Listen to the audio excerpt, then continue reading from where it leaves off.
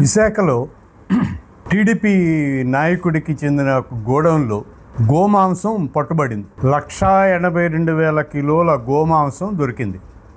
అధికారులు దాన్ని స్వాధీనం చేసుకున్నారు.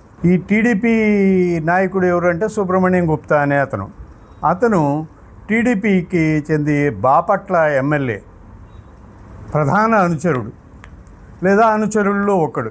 ఈ గోడౌన్లో నుంచి గోమాంసాన్ని అధికారులు స్వాధీనం చేసుకున్నారు. ఇంతవరకు అతన్ని అయితే అరెస్ట్ చేయలేదు. కేసులు కూడా పెట్టినట్టుగా వినిపించడం లేదు. ఇదే పద్ధతిలో గతంలో టీడీపీ నాయకులకు చెందిన ఒక అక్రమ మద్యం స్పూరియస్ లిక్కర్ ఫ్యాక్టరీ గోడౌను దొరికాయి. ఎక్సైజ్ అధికారులు వాటి మీద దాడులు చేసి వాటిని సీజ్ చేశారు. దానిలో ఏం చేశారు? వైసీపీ నాయకుడు జోగి రమేష్ చెప్పితేనే ఈ టీడీపీ నాయకులు ఈ పని చేశారు, ప్రభుత్వానికి చెడ్డ పేరు తేవాలని జోగి రమేష్ ఆలోచించడం వల్ల టీడీపీ నాయకులు ఈ పని చేశారు అని అధికారులు చెప్పే ప్రయత్నం చేశారు. కేసును పక్కదారి పట్టించే ప్రయత్నం చేశారు. జోగి రమేష్ని కూడా అరెస్ట్ చేశారు. ఇది ఎంత దారుణం! ఒక వైసీపీ నాయకుడు చెప్తే టీడీపీ నాయకులు టీడీపీ ప్రభుత్వానికి వ్యతిరేకంగా తప్పుడు పనులు చేస్తారా? చేయరు కదా. కానీ ఈ కూటమి ప్రభుత్వం అట్లాంటి దుష్ప్రచారాలు చేసి డైవర్ట్ చేయడానికి ప్రయత్నం చేస్తుంది. ఇప్పుడు ఇదే క్రమంలో 182,000 కిలోల గోమాంసం ఓ టీడీపీ నాయకుడి గోడౌన్లో దొరికితే అధికారులు ఇప్పుడు ఏం చేయబోతున్నారు? ఏం చేస్తారు?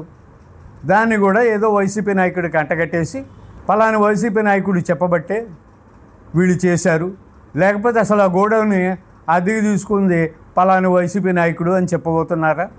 అదే చెప్తారా? అలాగే కేసు డైవర్ట్ చేస్తారా? ఎందుకంటే అది టీడీపీ నాయకుడి గోడౌన్ కాబట్టి. ఏం చేయబోతున్నారు? ఏం చేస్తారు? అసలు సనాతని ఏం చేస్తున్నాడు? సనాతన హిందూ అని సగర్వంగా ప్రకటించుకున్న ఉప ముఖ్యమంత్రి పవన్ కళ్యాణ్ ఒక్క మాట కూడా మాట్లాడలేదు. 182,000 కిలోల గోమాంసం దొరికితే పవన్ కళ్యాణ్ ఒక్క మాట మాట్లాడలేదు. ఎక్కడున్నాడు పవన్ కళ్యాణ్? ఏం చేస్తున్నాడు? ప్రజలు అడుగుతున్నారు. సనాతన హిందువు కదా, దేవాలయాల మెట్లు గడిగావు కదా, స్వయంగా హిందూ కాషాయ వస్త్రాలు ధరిస్తున్నావు కదా, అప్పుడప్పుడు సనాతన హిందువుని నేను అని గర్వంగా చెప్పుకున్నావు కదా. మరి నువ్వే అధికారంలో ఉన్నప్పుడు, నువ్వే ఈ రాష్ట్రానికి ఉప ముఖ్యమంత్రిగా ఉన్నప్పుడు ఈ రాష్ట్రంలో గోమాంసం అంత విచ్చలవిడిగా సరఫరా అవుతుంటే, అన్ని వందల గోవుల్ని చంపేస్తుంటే 182,000 కిలోల గోమాంసం అంటే ఎన్ని గోవుల్ని చంపేసి ఉంటారు? ఎక్కడున్నారు పవన్ కళ్యాణ్ గారు? ప్రజలు అడుగుతున్నారండి. ప్రజలకు జవాబు చెప్పాలి. ఏం చర్యలు తీసుకుంటున్నారు? ఎవరి మీద చర్యలు తీసుకుంటున్నారు? లిక్కర్ కేసులాగే దీన్ని కూడా డైవర్ట్ చేయాలని చూస్తున్నారా? ఎవరో ఒకరి మీదకి నెట్టేసి చేతులు దుడుపుకోవాలని చూస్తున్నారా? చెప్పాలి కదా, సమాధానం చెప్పాలి. సమాధానం కోసమే ప్రజలు ఎదురు చూస్తున్నారు. చాలా చోట్ల, చాలా గ్రామాల్లో ఇది చాలా వైరల్ అయింది ఈ గోమాంసం ర్యాకెట్. ఎవరున్నారు దీని వెనుక? ఎవరు చేస్తున్నారు ఈ పనులన్నీ? ఇన్ని వందల గోవుల్ని తీసుకొచ్చి ఎక్కడ స్లాటర్ చేస్తున్నారు? ఎక్కడ ఆ మాంసాన్ని తీస్తున్నారు? ఆ మాంసాన్ని ఎక్కడెక్కడ అమ్ముతున్నారు? రాష్ట్రాల్లోనే అమ్ముతున్నారా? పక్క రాష్ట్రాల్లో అమ్ముతున్నారా? ఇతర దేశాలకు ఎగుమతులు చేస్తున్నారా? ఏం చేస్తున్నారు? ఉప ముఖ్యమంత్రి గారు సమాధానం చెప్పాలి. తెలుగుదేశం అధినేత ముఖ్యమంత్రి చంద్రబాబు నాయుడు సమాధానం చెప్పాలి. తెలుగుదేశం నాయకుడి గోడౌన్లోనే కదా దొరికింది. అది విశాఖపట్నంలో దొరికింది. ఆయన ఏమో బాపట్ల ఎమ్మెల్యే, టీడీపీ ఎమ్మెల్యే అనుచరుడు. మరి టీడీపీ పార్టీ ఏం చేస్తోంది? బాధ్యత లేదా? లేకపోతే ఇది మాది కాదు, ఇది కూడా వైసీపీ వాళ్ళ పనే, వైసీపీ వాళ్ళే చేయించారు అని చెప్పి కేసులు డైవర్ట్ చేస్తారా?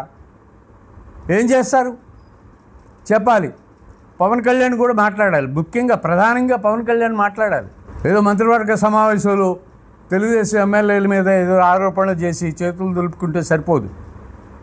ఈ దొరుకుతున్న మద్యం మీద కానీ లేకపోతే మాంసం మీద కానీ పవన్ కళ్యాణ్ మాట్లాడాలి. జవాబు చెప్పాలి ప్రజలకు. ప్రజలకు జవాబుదారీగా ఉండాల్సిన వాడి కదా. సనాతన హిందువుని అని ప్రకటించుకున్న వాడివి కదా. నీ సనాతన హిందూ ముఖ్యమంత్రిగా ఉండగా 182,000 కిలోల గోమాంసం ఎలా దొరికింది? దీనికి జవాబు చెప్పాలి, ఖచ్చితంగా జవాబు చెప్పాలి. ప్రజలు అడుగుతున్నారు.